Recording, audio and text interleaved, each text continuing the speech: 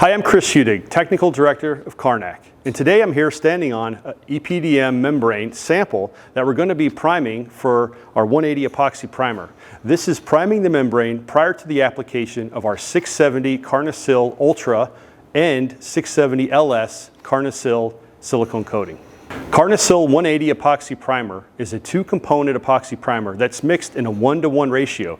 That means we'll take half of the 5-gallon pail of part A and mix it with half of the 5-gallon pail of part B. Before applying 180 epoxy primer, you want to make sure you have your tools necessary to mix and apply the product. So you're going to need the necessary safety equipment, such as gloves and eye protection. To open up the pails, you'll need a flathead screwdriver.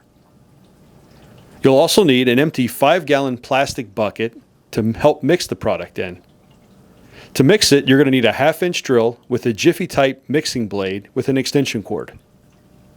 When mixing the combined product, we will be adding 16 ounces of water. So having a bottle of water, 16 ounces average size, will be perfect for the application.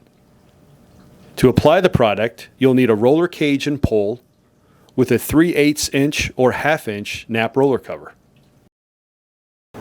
Now that the lids are off, I'm going to take my 1/2-inch drill and my Jiffy mixer, and I'm going to mix each product individually first.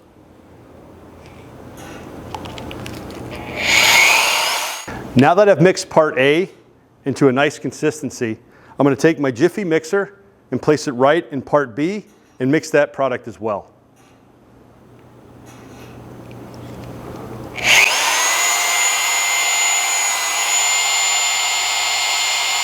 Now that I've mixed part B to an even consistency, I'm going to remove my drill and set it off to the side of my empty bucket.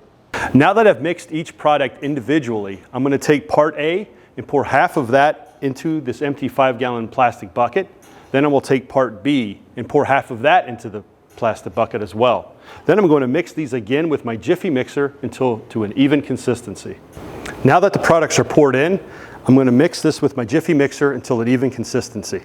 Now that part A and part B have been mixed to an even consistency, I'm going to add 16 ounces of water. Now that I've got my 180 part A and part B mixed together, and I've just added 16 ounces of water, I'm going to mix that water in until that product is an even consistency. The other half of the pails I used, I'll set off to the side where they can be mixed together and used by another crew member for application. Now that the 180 epoxy primer has been mixed, I'm going to take my 3/8 inch nap roller. I'm going to apply the primer to my substrate here, which is EPDM.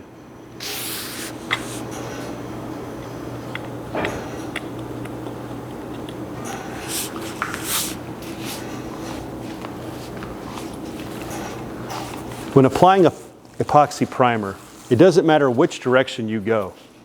The key is to get the epoxy primer down and apply it in a thin manner.